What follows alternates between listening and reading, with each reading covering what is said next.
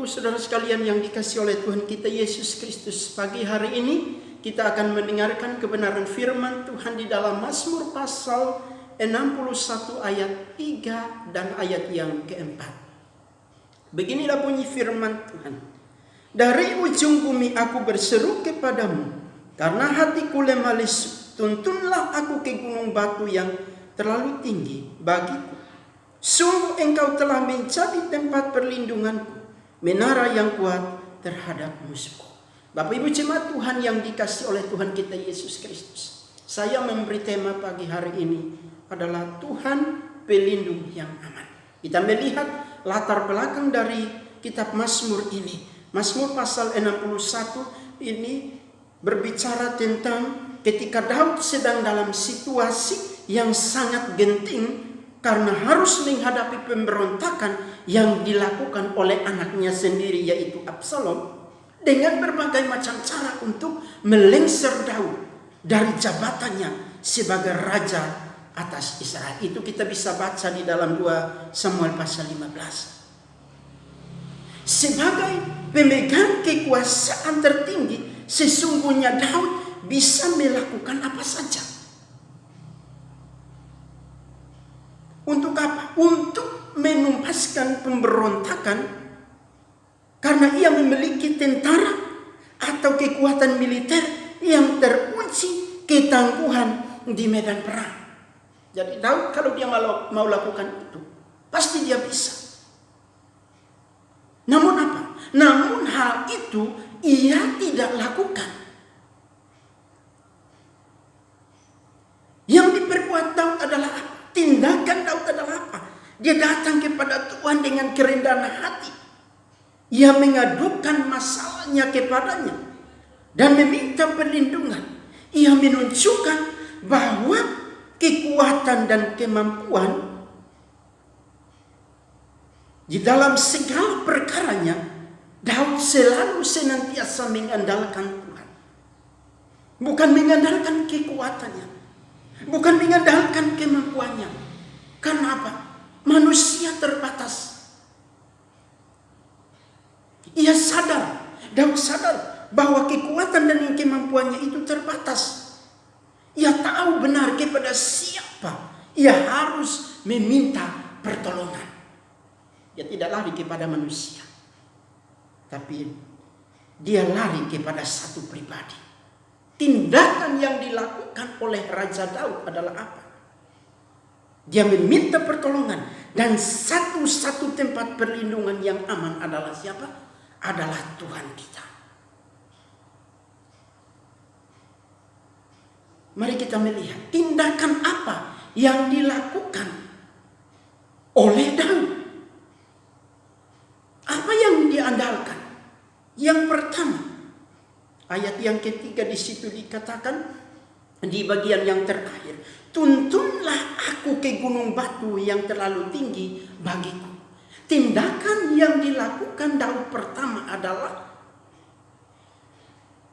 dia yakin dan percaya bahwa Tuhan itu adalah gunung batu, tempat perlindungan Daud. Menunjukkan bahwa gunung batu ini bukan gunung batu yang biasa-biasa, melainkan gunung batu yang jauh lebih tinggi. Sehingga apa? Tidak ada satu manusia pun yang bisa naik ke atas.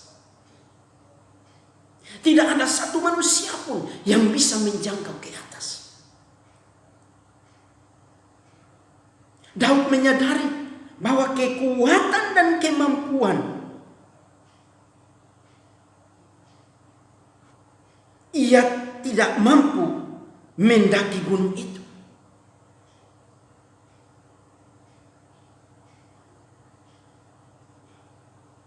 Oleh karena itu, apa yang dilakukan oleh Daud? Ia memohon kepada Tuhan agar Tuhan sendiri yang menuntun dia ke gunung itu. Gunung itu yang merujuk kepada pribadi siapa? Kepada pribadi Tuhan kita Yesus Kristus.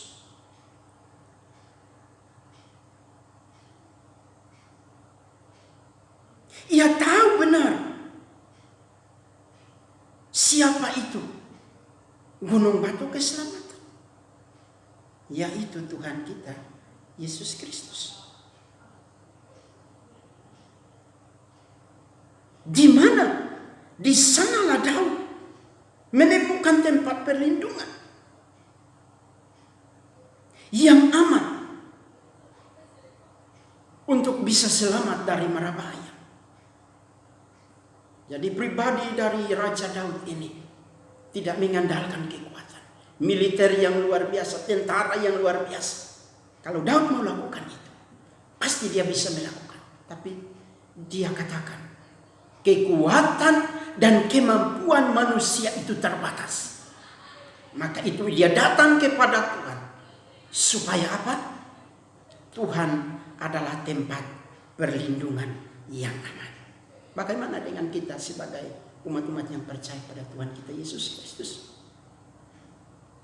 Ketika kita menghadapi situasi atau menghadapi pemberontakan, menghadapi masalah, apa yang kita lakukan? Tindakan apa yang kita mau lakukan? Apakah kita mau mengandalkan kekuatan kita? Kita mau mengandalkan kekayaan kita? Kita mau mengandalkan pikiran IQ kita yang tinggi? Itu semua tidak ada gunanya. Yang kita mau andalkan adalah apa?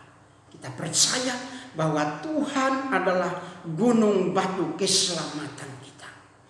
Dia bisa melindungi kita dari setiap mara bahaya itu. Dia bisa melindungi kita.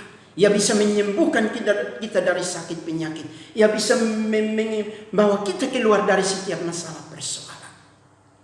Tuhan adalah gunung batu keselamatan kita. Ketika kita menghadapi situasi, persoalan, menghadapi musuh, kita harus ingat bahwa Tuhan Yesus adalah tempat perlindungan kita, gunung batu keselamatan kita. Yang kedua, apa yang dilakukan oleh Daud? Apa yang Daud lakukan? Apa yang Daud ungkapkan? Daud menyebut Tuhan sebagai apa? Tuhan sebagai menara yang kuat. Kita melihat bahwa menara itu adalah bangunan yang paling tinggi. Bagian bangunan yang dibuat jauh lebih tinggi daripada bangunan yang induk, yang berfungsi untuk mengawasi daerah sekitarnya. Kalau di zaman dahulu menara dibangun sebagai benteng pertahanan kota, supaya ketika musuh menyerang atau penduduk serta melarikan, menyelamatkan diri ke menara tersebut. Untuk apa? Berlindung dari musuh-musuh. Kalau kota yang tidak memiliki menara yang mudah sekali diduduki oleh musuh, karena apa? Karena dari menara itulah semua strategi bertahan dan menyerang diluncurkan. Namun kita melihat di dalam Amsal di situ dikatakan, Amsal pasal 18 ayat 10. Namun Tuhan adalah menaraku yang kuat. Kesanalah orang benar berlari dan ia menjadi selamat. Bapak Ibu jemaat Tuhan yang dikasihi oleh Tuhan kita Yesus Kristus. Selain Tuhan adalah gunung batu keselamatan, Tuhan adalah menara kekuatan kita. Di sana kita akan berlindung. Di sana kita akan dilindungi dari setiap musuh. Kita akan aman di sana. Tapi kalau kita lari kepada dunia, semua itu sia-sia. Tidak akan ada aman. Nama Tuhan adalah menara yang kuat. Karena di dalam namanya ada kuasa yang sangat dahsyat. Namanya adalah nama di atas segala nama. Kalau dalam pemikiran Ibrani kuno, nama seseorang adalah gambaran dari pribadi orang itu kelak. Begitu pula dengan nama Tuhan yang adalah pewahyuan dari diri Tuhan sendiri. Tuhan menghendaki namanya dipuji dan diserukan. Ketika ia memuji dan menyerukan namanya, kita akan mengalami kuasa dari dalam itu. Dan apapun juga yang kamu minta dalam namaku, aku akan melakukan itu. Tuhan itu adalah menara yang kuat. Ketika Daud menghadapi musuh, dia percaya bahwa Tuhan adalah menara yang kuat. Dan di situ yang dilakukan oleh Daud adalah apa? Dia percaya bahwa Tuhan Yesus adalah menara yang kuat. Yohanes pasal 14 ayat 13. Dan apa juga yang kamu meminta dalam namaku, aku akan melakukan itu. Kata firman Tuhan. Tuhan berkata bahwa apapun yang kita minta dalam namanya, Ia akan melakukan itu.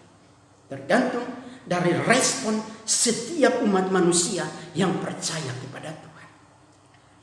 Perlindungan yang aman dialami oleh Daud ketika ia berada di kemah Tuhan adalah apa? Biarlah aku menumpang di dalam kemahmu untuk selama-lamanya.